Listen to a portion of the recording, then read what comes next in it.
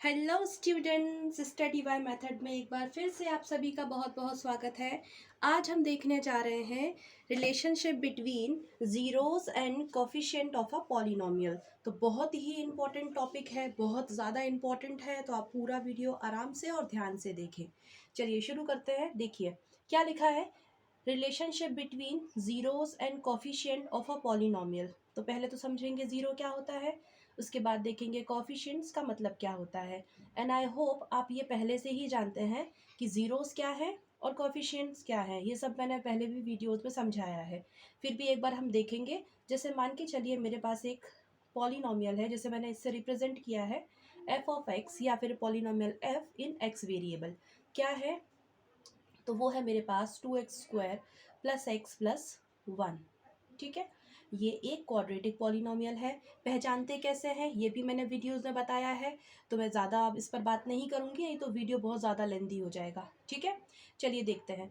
अब यहाँ पर ज़ीरोज़ का क्या मतलब है, तो ज़ीरोज़ का मतलब होता है इस वेरिएबल की, वेरिएबल एक्स वाई जेड कुछ भी हो सकता है, तो वेरिएबल की ऐसी कौन सी वैल्यू जो आप इस पॉलिनोमियल में पुट करेंगे तो आपको क्या मिलेगा, आपको ज़ीरो मिलेगा, ऐसा ज़ीरो मिल जाएगा। यही मतलब होता है ज़ीरोज़ का। तो ज़ीरोज़ तो आपको क्लियर है। अब ज़ीरोज़ को हमने ग्राफ में देखना भी पड़ा था कि किसी ग्राफ को देख के आप कैसे बताएंगे कि इस ग्राफ में कितने ज़ीरोज़ दिख रहे हैं उस पर्टिकुलर पॉलिनोमियल के। तो उस पर भी वीडियो बना दी है, वो भी आप जा कर के देखें अगर समझ में नहीं आता है तो। अब बात करते हैं कोफिशिएंट क्या होता है। तो कोफिशिएंट क्या होता है, जैसे कि x² का कोफिशिएंट क्या है, 2 है। एक्स पर कुछ नहीं है, मतलब क्या पावर है, 1 है। ज़ीरो नहीं होती, ये मैंने पहले भी समझाया है, क्योंकि ज़ीरो हो जाएगी तो यहाँ पर 1 हो जाएगा। तो इसका कोफिशिएंट कुछ नहीं है, मतलब यहाँ पर क्या है, 1 है। और यहाँ पर कुछ नहीं है, डेट मीन्स एक्स की पावर 0 है, क्योंकि एक्स की पावर 0 1 हो जाता है, 1 इंटू 1 1 ही होगा। तो एक्स की पावर जो 0 है उसका कोफिशिएंट 1 है। अब हम बात करते हैं, जब आपको ये पता है कि ज़ीरो क्या होता है, कोफिशिएंट क्या होते हैं, तो ज़ीरोज़ और कोफिशिएंट, ज़ीरो एंड कोफिशिएंट, इनके बीच में क्या रिलेशन है। रिलेशन से क्या मतलब है, इनका आपस में क्या कंडीशन है या क्या टर्म्स हैं, ये आपको बताना है। तो बस उसी को हम पढ़ने वाले हैं कि क्या रिलेशनशिप निकल के आने वाला है मैथ्स में। तो सबसे पहले बात करते हैं, किसी भी क्वाड्रेटिक पॉलिनोमियल का स्टैंडर्ड फॉर्म या जनरल फॉर्म होता क्या है। तो वो क्या होता है, आई होप सभी को पहले से पता होगा। मान लीजिए एक पॉलिनोमियल है जो कि इस तरह से आपको दिख रहा है, ax² plus bx plus c। तो ये क्या है, आप सभी पहचान रहे होंगे, ये एक क्वाड्रेटिक पॉलिनोमियल है, ये इसका स्टैंडर्ड फॉर्म है। ठीक है, अब इसे एक इक्वेशन के फॉर्म में लिख देते हैं। चलिए, ये हो गई एक इक्वेशन के फॉर्म में। और आपको पहले भी समझाया है, एक्सप्रेशन एंड इक्वेशन दोनों अलग चीज़ें होती है। एक्सप्रेशन का क्या मतलब है, कलेक्शन ऑफ टर्म्स, और इक्वेशन का क्या मतलब है, ये एक इक्वेशन है, यहाँ पर आपको दिख रहे होंगे, ये पूरा तो एक्सप्रेशन कहलाएगा क्योंकि ये कलेक्शन ऑफ टर्म्स है। बट इसके यहाँ पर क्या लग गया, इक्वल का साइन लग गया, और इक्वल के बाद कुछ ना कुछ नंबर है, ज़ीरो है या फिर कुछ भी है, तो अब ये पूरा क्या है, एक इक्वेशन है। तो ये स्टैंडर्ड फॉर्म जो दिख रही है, ये किसकी है, क्वाड्रेटिक पॉलिनोमियल की है। क्वाड्रेटिक में डिग्री कितनी होती है, 2 होती है। डिग्री का क्या मतलब है, हाईएस्ट पावर और exponent of the variable. Variable x है, इसकी पावर आपको दिख रही है 2 है, तो इसकी डिग्री कितनी है, इस पूरे पॉलिनोमियल की डिग्री 2 है। और 2 डिग्री वाले पॉलिनोमियल को हम कहते हैं क्वाड्रेटिक पॉलिनोमियल। राइट, चलिए आगे बढ़ते हैं। अब ये तो हो गया स्टैंडर्ड फॉर्म रिप्रेजेंट करने का किसी भी क्वाड्रेटिक पॉलिनोमियल को। इसके साथ एक और कंडीशन है कि a is not equal to 0 होना चाहिए। इसका क्या मतलब है, a की प्लेस पर आप 0 नहीं रख सकते, अगर रखेंगे तो ये 0 हो जाएगा। देन 0 के साथ आप फिर bx को प्लस करेंगे तो bx प्लस सी बन जाएगा। और bx प्लस सी मतलब अब ये क्वाड्रेटिक तो रहा ही नहीं, क्योंकि इसकी डिग्री तो 2 होगी ही नहीं, क्योंकि यहाँ पर आपने इसको तो हटा ही दिया ना, 0 से मल्टीप्लाई अगर x² करते हैं तो ये तो पूरा 0 बन जाएगा। इसीलिए a को 0 नहीं रखना है, a को 0 नहीं रखना है। ठीक है, ये कंडीशन है किस चीज़ के लिए है, क्वाड्रेटिक पॉलिनोमियल की। चलिए, ये सब भी आपको पहले से पता है। अब ज़ीरोस पता है, कोफिशिएंट भी जानते हैं, स्टैंडर्ड फॉर्म भी जानते हैं क्वाड्रेटिक पॉलिनोमियल का, तो रिलेशनशिप कैसे बताएं, तो देखिए ज़ीरोज़ निकालना तो अभी हमने सीखा है। दो मेथड्स होती हैं ज़ीरोज़ निकालने की। पहली क्या होती है? स्प्लिटिंग, मिड टर्म स्प्लिटिंग, ठीक है। सेकंड क्या होती है? Formula method. तो जो फॉर्मूला मेथड है, इस फॉर्मूला मेथड में क्या होता है? ये जो फॉर्मूला मेथड होता है इसे क्वाड्रेटिक फॉर्मूला मेथड कहते हैं, और ये फॉर्मूला मेथड 100% काम करता है किसी भी क्वाड्रेटिक पॉलिनोमियल्स के ज़ीरोस फाइंड करने के लिए।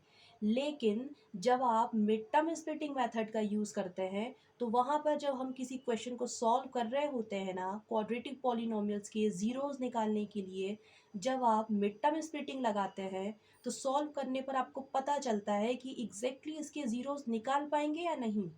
तो 50-50 चांसेस यहाँ पर हो सकते हैं, लेकिन क्वाड्रेटिक फॉर्मूला काफ़ी इंपॉर्टेंट है और 100% आपके ज़ीरोस निकलेंगे। तो ये दो मेथड्स हमने सीखी थी। नहीं सीखी है या नहीं आती है तो मैंने इन पर वीडियोस बनाए हैं, आप जाके वो देख सकते हैं। चलिए ज़ीरोस निकालने की मेथड्स हम देख चुके हैं, मिड टर्म स्प्लिटिंग मेथड और फॉर्मूला मेथड। अब फॉर्मूला मेथड जब काम कर ही रहा है, ज़ीरोस निकाल के दे ही रहा है, तो क्या ज़ीरोस निकाल के देता है वो, ये भी हम जानते हैं। हमारे पास दो ज़ीरोस आते हैं। कैसे पता किया दो ज़ीरोस आते हैं? तो किसी भी क्वाड्रेटिक पॉलिनोमियल के कितने ज़ीरोस होंगे, जितनी डिग्री उतने ज़ीरोस। क्या डिग्री है इसकी? इसकी डिग्री 2 है। ज़ीरोस कितने आएंगे? 2 ही आएंगे, ठीक है। तो आपके पास फॉर्मूला क्या है? फॉर्मूले की मदद से आप क्या निकालते हैं? ज़ीरोस निकालते हैं। तो वो ज़ीरोस क्या आते हैं? दो ही ज़ीरोस आएंगे, ये हमें पता है पहले से, और वो क्या होंगे? Minus B plus minus under root B square minus 4ac upon 2a। क्या मैं इसे ऐसे लिख सकती हूँ? माइनस बी, एक बारी प्लस ले लेते हैं और एक बारी हम क्या ले लेंगे? माइनस ले लेंगे। तो हम ये कर सकते हैं, बिल्कुल कर सकते हैं। तो देखिए ये कर दिया। ये तो हमारे पास फॉर्मूला था, इसी फॉर्मूले में आप वैल्यूज़ रख करके तो निकालते हैं ना किसी भी क्वाड्रेटिक पॉलिनोमियल्स के ज़ीरोस। तो दो ही निकलेंगे। तो मान लो एक ये ज़ीरो है और मान लो कि एक ये ज़ीरो है। तो ये दो ज़ीरोस क्या है? निकल चुके हैं। ये भी ज़ीरो है और ये भी ज़ीरो है। दो निकल चुके हैं और दो ही निकालते हैं। चलिए अब आपके पास ऐसे कई सारे क्वाड्रेटिक पॉलिनोमियल्स हो सकते हैं। तो जितने क्वाड्रेटिक पॉलिनोमियल्स होंगे तो वहाँ पर हर बार ज़ीरोस चेंज निकलेंगे, कोफिशिएंट चेंज होंगे। तो इतनी बार ज़ीरोस एंड कोफिशिएंट जब चेंज हो रहे हैं, तो क्यों ना हम इस ज़ीरो को क्या मान लें? अल्फ़ा मान लें, और इस ज़ीरो को क्या मान लें? बीटा मान लें। अल्फ़ा बीटा क्या है? ये ग्रीक अल्फ़ाबेट्स होते हैं।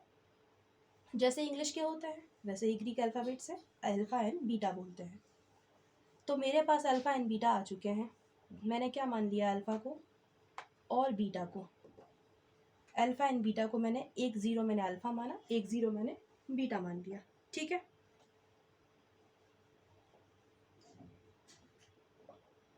तो ये हमने लिख दिया।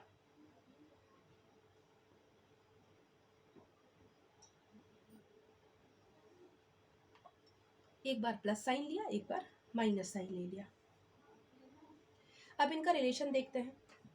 तो अगर मैं अल्फ़ा प्लस बीटा करती हूँ, मतलब दो ज़ीरोज़ को जोड़ देती हूँ, सम कर देती हूँ, तो क्या आएगा? इसका यही मतलब है ना, इसे और इसे आप क्या कर दीजिए? ऐड कर दीजिए। तो चलिए ऐड करके देखते हैं। तो ध्यान से देखेंगे कैसे ऐड कर रहे हैं। देखिए ये हम कर रहे हैं एडिशन।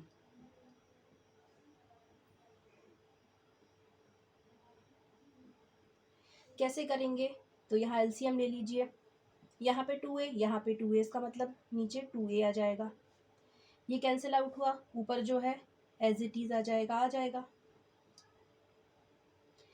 अगेन ये कैंसिल आउट हुआ, ऊपर जो एज इट इज है वैसे ही के वैसे लिख दीजिए। ये कैसे किया जाता है एलसीएम वेरिएबल का, इस पर भी वीडियो बनाइए। अगर आपको नहीं आता है तो वो वीडियो जाके ज़रूर देखें।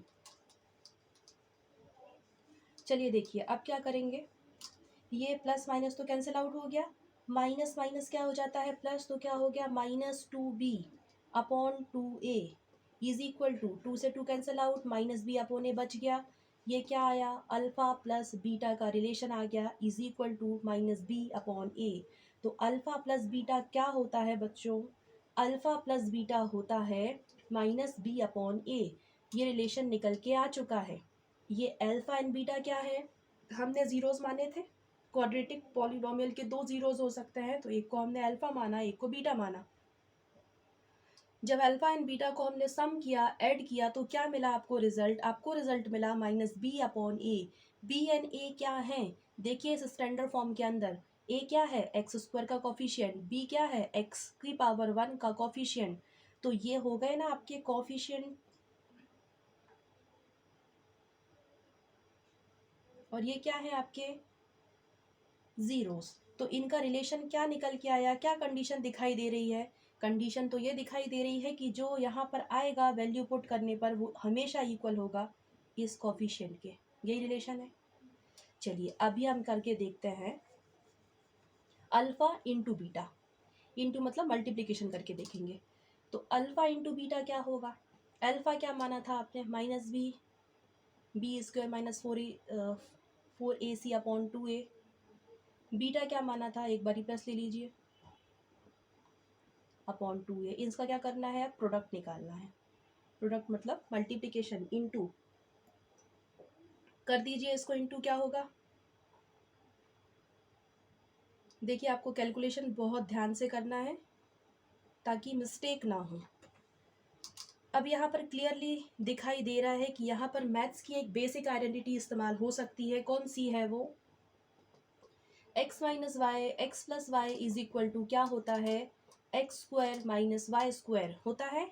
ये मैंने y लिखा हुआ है तो आप कंफ्यूज ना हो, ये y है, ये और ये। तो यहाँ पर ये लग सकती है ना, तो क्या हो जाएगा? x की जगह पर आप -b रख दीजिए, y की जगह पर ये पूरा रख दीजिए। तो मैं रख देती हूँ, इसे हम ऐसे लिख देंगे, राइट। 2a × 2a कितना हो जाएगा? 4a²। ठीक है।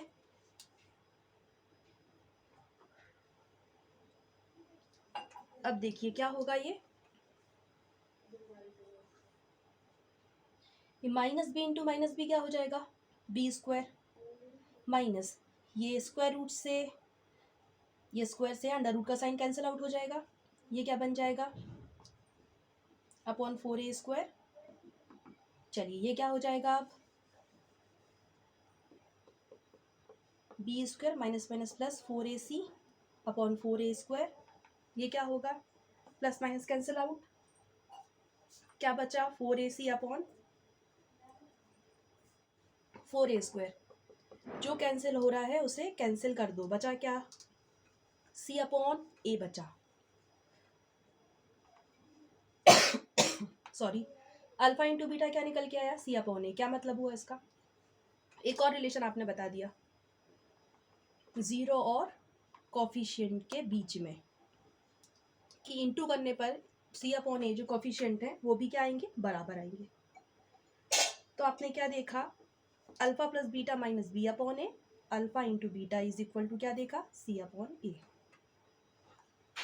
आज के वीडियो के लिए सिर्फ इतना ही। अगर आपको वीडियो पसंद आया है तो please do like, share and subscribe my channel. Next video में हम इस कंसेप्ट पर और भी ज़्यादा बात करेंगे, तो आप वो वीडियो देखना बिल्कुल भी ना भूलें।